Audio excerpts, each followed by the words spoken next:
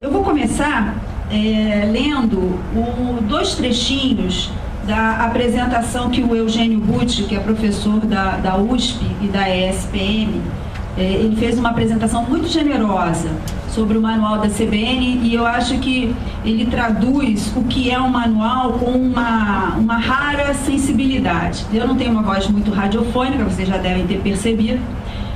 Aliás, eu passei 20 anos trabalhando em jornal, e eu sempre digo que se eu soubesse que rádio era tão divertido, tinha migrado antes, mas demorei, só fui apresentada à rádio há 10 anos. Então eu vou ler dois trechos do Butti para vocês. O primeiro é o seguinte: este manual contém o legado, a história e os valores da CBN. Aqui estão também os padrões de desempenho que ela pretende seguir, em atendimento às necessidades e aos direitos de sua audiência. Não só isso. Ao afirmar estes valores e ao fixar procedimentos obrigatórios, tanto formais como de comportamento, este documento não deixa de ser um contrato com todos os ouvintes. Aqui está aquilo que a CBN se compromete a oferecer, com um bom nível de detalhes. Se ela faltar com seus compromissos, o ouvinte poderá reclamar, não é pouca coisa. E é a mais pura verdade. Na introdução, engraçado, não combinamos, mas eu também tocava nesse assunto, nesse ponto na introdução. O manual é um compromisso, é uma garantia para os jornalistas que trabalham e os que vão trabalhar na CBN, que há um código, ou seja, eles não será pedido a eles que eles façam nada que eles possam se envergonhar ou que entre em conflito, né, com o que eles pensam. E também para os ouvintes e internautas que nos acompanham, também é o seguinte: olha, a CBN se compromete a ser de uma determinada forma. E se ela não se comportar assim, é direito de quem faz parte da audiência cobrar esse comportamento. E o outro trecho é o seguinte: mas atenção, o pensamento que está contido neste manual não se esgota em planos, em normas, em tipificações e deontologias. Ele não se esgota em roteiros práticos, vai além do que é formatável. Por isso, é correto dizer também que este manual é o retrato de unidade do pensamento editorial da CBN. Não podemos tomar esse livro como obra acabada. O que está aqui é um processo. Um bom manual de jornalismo nasce pronto para ser reformado amanhã e depois de amanhã e assim sucessivamente. Como diálogo social, um manual como este não tem ponto de chegada. Ele vai evoluir assim como resulta de uma evolução. As pessoas tendem a achar, alunos principalmente, mas os jornalistas também, que o manual vai resolver todos os conflitos, vai tirar todas as dúvidas, e não é verdade. Ele também é uma obra em movimento. A sociedade muda, os conceitos mudam, as questões, às vezes, éticas e de conflito se apresentam de maneira diferente. E isso é pulsante, uma redação vai mudando com o tempo, e mesmo o manual, que eu chamo para os jornalistas, o manual dos manuais é o manual da BBC, que tem anos, né, como uma empresa pública que presta contas, e mesmo o chamado Guidelines da BBC não blinda os jornalistas de também terem dúvidas, de haver disputas internas e discussões. Então é importante que eu achei extremamente feliz que o Eugênio tenha tocado nesses dois pontos, porque é um retrato. Isso aqui é um retrato da CBN fazendo 20 anos, do que ela aprendeu, das discussões que acontecem entre seus jornalistas. Mas ele também vai mudar, e eu espero que ele seja aperfeiçoado pelos que virão. Então agora eu vou passar para o Estevão contar um pouco. Ele escolheu o capítulo de ancoragem, aproveitando que ele é âncora, ele é o chefe da sucursal de Brasília, ele assovia chupa-cana. Então eu vou passar aí para ele conversar um pouquinho. E, por favor, quando quiserem fazer perguntas ou qualquer outro tipo de manifestação, fiquem à vontade. Primeiro que, na minha opinião, a criação da CBN deu ao meio rádio e ao profissional do meio rádio a credibilidade e até o respeito necessários perante o público e as fontes. Eu brigo muito quando ouço que trabalhar em rádio não é preciso ter um texto bom, ou rádio não pode fazer matéria em off, ou ainda pior, eu ia falar melhor, pior, Em rádio não há espaço para matérias investigativas. Mas são tabus que foram quebrados com o surgimento e a consolidação da CBN. Há espaço para matéria investigativa. O jornalista que não escreve bem não pode trabalhar em rádio, né? E nós fazemos matéria em off, sim. Porque aqui em Brasília, se você não fizer matéria em off, como ontem no caso da queda do ministro do Esporte, nós entramos no início da tarde cravando que ele tinha sido demitido, que nós conversamos com a fonte do Palácio do Planalto. Não dá para dizer quem é a fonte.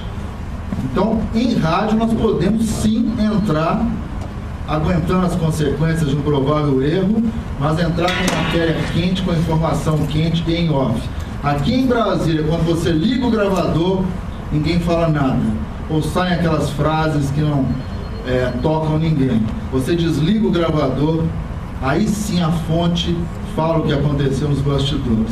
Aqui em Brasília talvez seja o único lugar onde existe o tal do off coletivo, onde um deputado fala com 15 jornalistas no Salão Verde da Câmara e pede off. Aqui em Brasília acontece isso. A segunda colocação marca a chegada da Marisa Tavares na CBN. Eu estou há 18 anos na CBN. E a chegada dela foi um divisor de águas. A gente não combinou isso não. Eu saí de uma gestão que tinha pouquíssima cobrança para uma gestão mais profissional. Ela trouxe toda a bagagem do impresso com as suas neuras, por que não, com as suas pressões, e trouxe para o meio rádio. Então nós aqui em Brasília, mesmo tendo uma equipe enxuta, nós somos cobrados como se estivéssemos no Estadão, na Folha. A gente não compete com outras rádios. Ela frisa muito isso. Nós competimos com a mídia impressa, com a TV Globo. Nós sempre vamos buscar o furo, a informação mais trabalhada. Eu fiz questão de destacar isso porque são verdades que, na minha opinião, mudaram muito o espírito do meio rádio da própria CBN. Rapidamente, alguns trechos que eu selecionei aqui, do capítulo 5 de Ancoragem.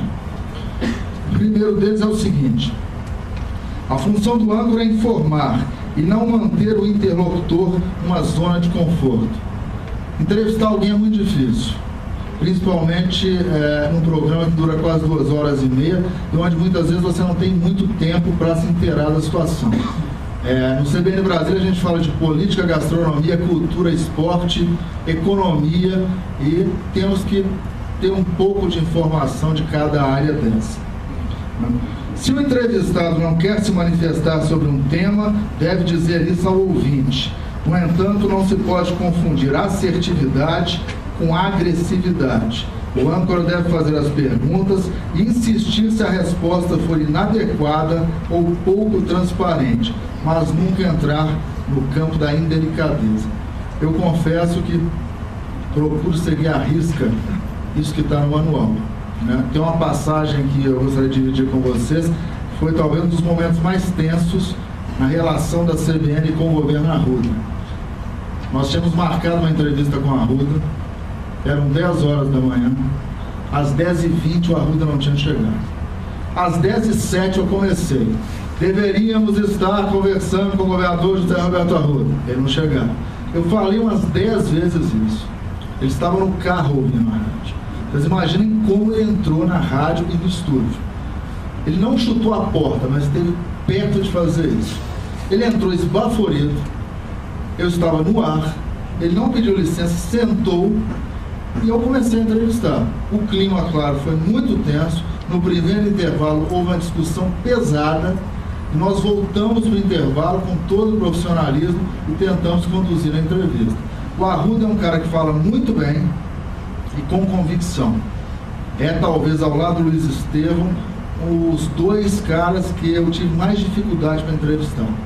Porque eles podem não ter a razão, mas eles têm o poder do convencimento, por dominarem a fala muito bem, né? Principalmente para a mídia eletrônica. Então, no final da entrevista, ele me desafiou no ar. Você me falou que eu cheguei atrasado, então eu te desafio. Vamos marcar amanhã uma entrevista e eu vou chegar no horário. Claro, me tentando colocar uma tremenda saia justa. Querendo palanque 2 dias seguidos. Né? Eu não topei o desafio da palanque para o Arruda 2 dias seguidos. Mas são situações que o âncora tem que estar preparado. Outro episódio envolvendo a Arruda foi quando nós conversávamos sobre o bezerrão, que virou, infelizmente, um elefante branco, moderno estado. Só teve uma partida importante, o polêmico amistoso entre Brasil e Portugal, e eu questionei sobre o valor do contrato da obra. Nesse ponto eu não estava preparado. Ele, na primeira resposta, jovem, eu acho que ele falou jovem, você tem que ser mais responsável nas suas colocações. Eu já tomei um torpedo no peito na primeira resposta dele.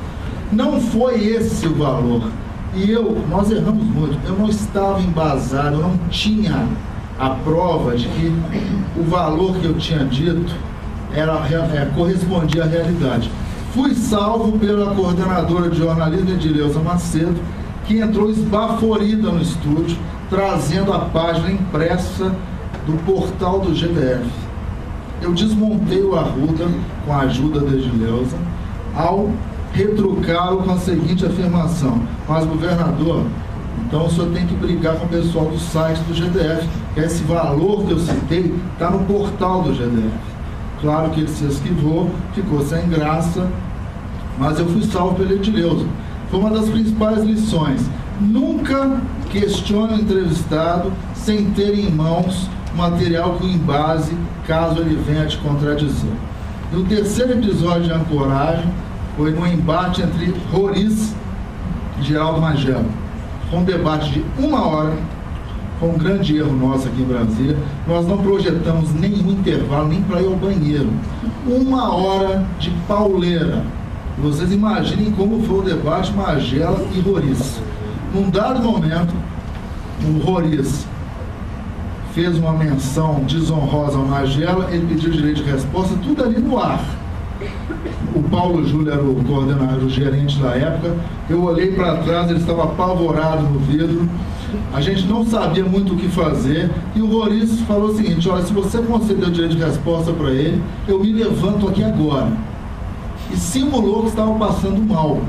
A imprensa toda estava na redação, os fotógrafos começaram por trás do vidro a tentar fotografar o Roriz. Ele simulou uma falta de ar. Imagine como eu fiquei. Com samba danado, e aí nós conseguimos equacionar. O Paulo Júlio me deu o respaldo, me falou, não cabe direito de resposta. Ele realmente ofendeu o Magela, e o Magela vai responder, ele não vai ter a réplica, né? E aí nós contornamos a situação. Rádio ao vivo, tudo acontece. Vocês me ouvem, não sabem muitas vezes, muitos ouvintes dizem: cadê a câmera do estúdio da CBN Brasília? Tem em São Paulo, tem no Rio, não tem em Brasília.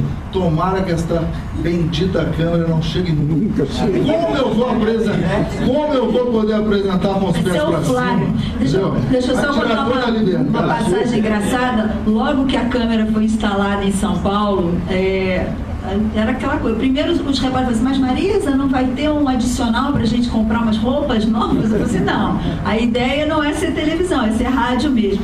E aí apareciam coisas engraçadíssimas que são naturais no dia a dia de rádio, mas que com uma câmera ali de Big Brother em cima são esquisitíssimas. Um dia estava assim, estava olhando, aí apareceu a faxineira atravessando, limpou, e tudo acontecendo. Aí a gente teve que mudar algumas regras do estúdio, porque pra gente era natural.